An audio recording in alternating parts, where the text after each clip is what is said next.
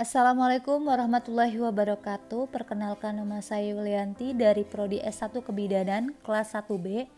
Dalam kesempatan kali ini saya akan menjelaskan mengenai embrio, perkembangan janin dan plasenta.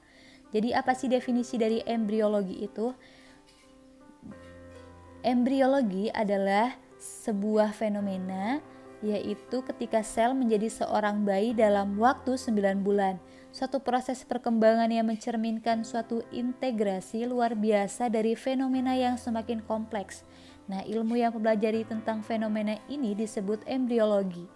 Embriologi dimulai dari pada minggu ke-1, yaitu setelah terjadinya pembuahan, yaitu bertemunya sel telur dan sperma, maka akan terbentuk jaringan yang terdiri dari 100 sel yang nantinya akan menjadi cikal bakal janin.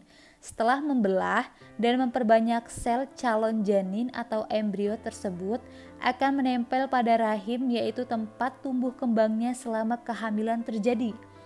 Lalu pada minggu kedua, memasuki minggu kedua, sel yang dimiliki embrio sebanyak kurang lebih dari 150 sel, membentuk lapisan-lapisan yang nantinya akan menjadi berbagai organ serta bagi tubuh dari bayi seperti otot, tulang, jantung, sistem pencernaan, sistem reproduksi, dan sistem saraf.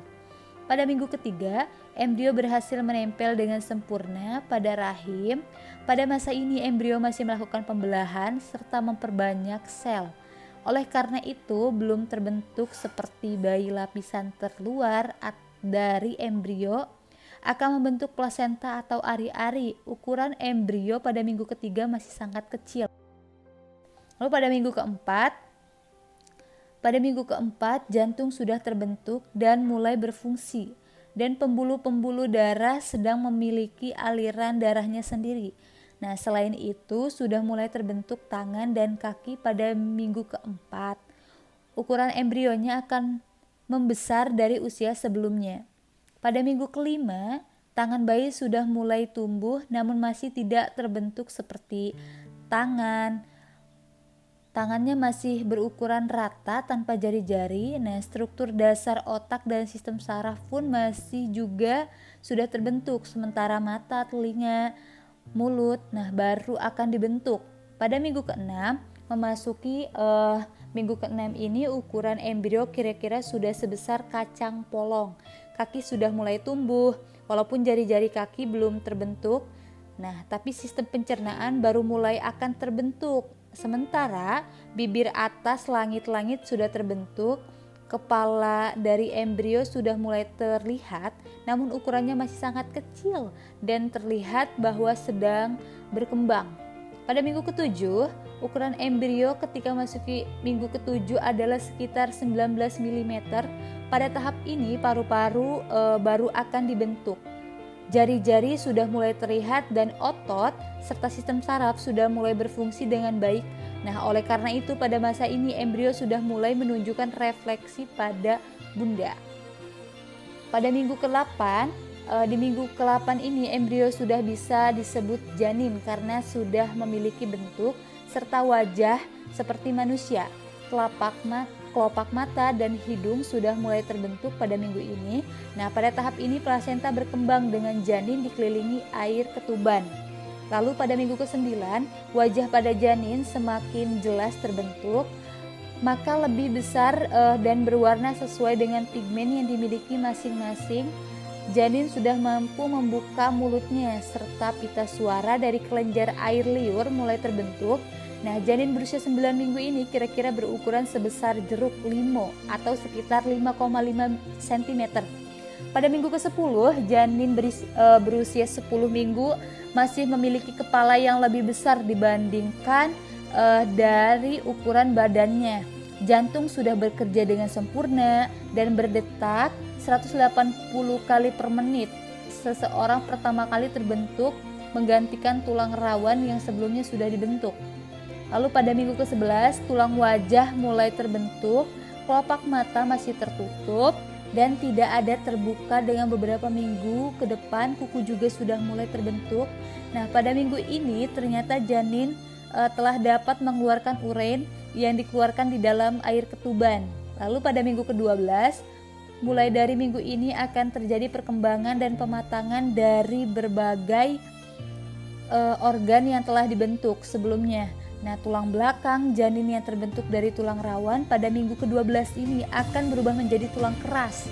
Pada minggu 13 sampai ke minggu 17, ketika memasuki minggu ini berat janin sebesar 5,7 sampai 113 gram dan panjangnya sekitar 10 hingga 13 cm. Nah, pada minggu ke-16 jari sudah bisa dilihat. Jenis kelaminnya juga sudah bisa dilihat apakah laki-laki atau perempuan. Sudah dapat diketahui dengan melakukan USG atau muncul rambut-rambut halus pada kepala yang disebut dengan lanugo. Lalu pada minggu ke-18 hingga ke-22 ukuran jenis sudah mencapai hingga 28 cm dan memiliki berat 227 sampai 458 gram. Pada tahap ini janin bisa mendengar dan memberikan respon gerakan. Oleh karena itu, biasanya bunda bisa merasakan tendangan, pukulan, dan berbagai gerakan janin. Setelah itu kelenjar minyak pada mulai bekerja. Lalu pada minggu ke-23 hingga minggu ke-26, pankreas janin mulai bekerja secara efektif dan paru-paru semakin matang. Nah, pada tahap ini bayi yang lahir ketika masuk minggu ke-23 hingga 26 memiliki lebih besar peluang untuk bertahan hidup dibandingkan dengan minggu-minggu sebelumnya. Lalu bulu mata dan alis pun sudah mulai terlihat. Pada minggu ke-27 hingga minggu ke-31 diperkirakan 90% jadinya lahir. Minggu ke-27 dan 31 pun sangat bersyukur karena mengalami berbagai komplikasi seperti sejak lahir dan berat badan lahir rendah. Pada dasarnya semua organ dan sistem tubuh sudah mulai matang pada usia ini dan akan terus berkembang hingga lahirnya nanti.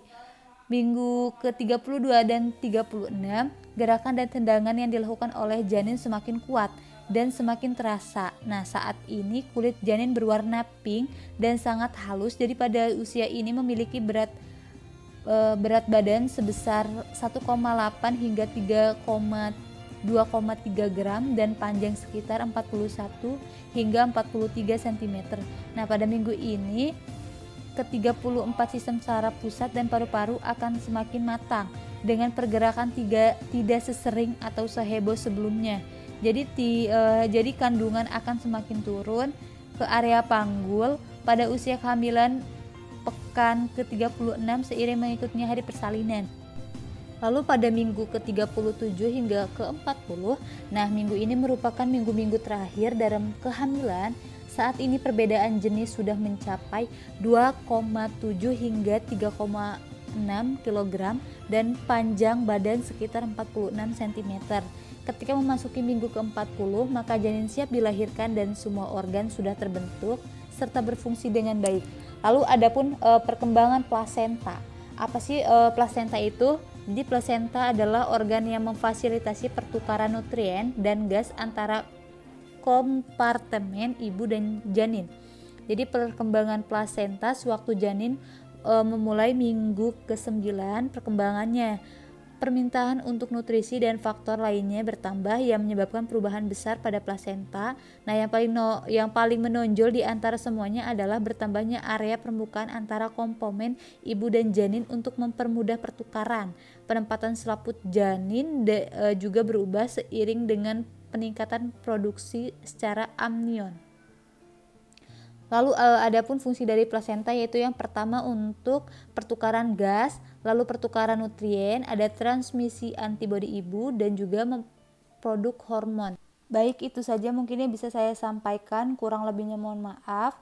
Saya akhiri, wassalamualaikum warahmatullahi wabarakatuh.